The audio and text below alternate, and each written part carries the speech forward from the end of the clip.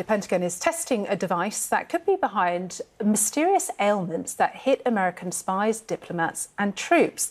The illness first emerged nearly 10 years ago. That's when US diplomats in Havana, Cuba reported vertigo, severe headaches and other signs of trauma.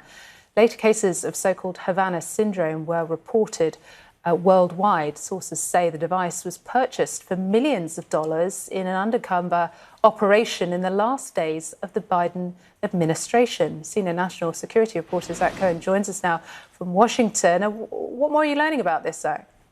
Yeah, it's interesting. Sources telling us that the Pentagon spent millions of dollars to purchase this device as part of an undercover operation conducted jointly with the Department of Homeland Security in the waning days of the Biden administration, and that U.S. officials have spent over a year now examining the device, studying it, and still have not definitively concluded whether or not it is linked to those mysterious health incidents. Over a dozen that we know of have been reported, but there is evidence suggesting, new evidence suggesting that it potentially was. And we're learning from our sources that the makeup of this device really is something that investigators have honed in on.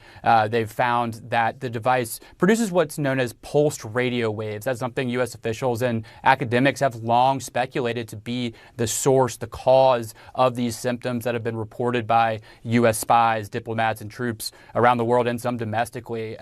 We're also learning that while not entirely Russian in origin, the device is comprised of various Russian components, which obviously raises significant concerns and questions about a country that the U.S. considers to be a foreign adversary potentially having some role in developing this device that is suspected of being used to target U.S. officials around the world. And we're also told, too, that a key part of this is that the device is relatively small and it can fit into a backpack. And that gets to one of the core questions that has been on the top of mind for U.S. officials is how can a device that cause so much damage, the damage that's been reported by these victims, but also be portable? It seems this device would check that box as well. So we're going to continue to push the U.S. government, the U.S. intelligence community, the Pentagon, and Department of Homeland Security for more clarity on this. You may remember that the CIA, their response to these victims has really shifted over time.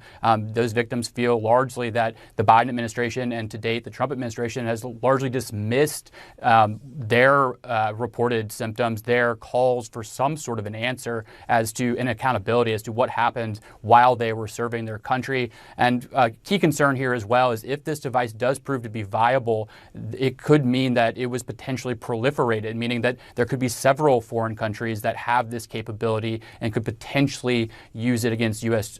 Service members, U.S. diplomats abroad in a way that this device is suspected to have been used. Important to follow up on and to, hopefully find out more for those victims.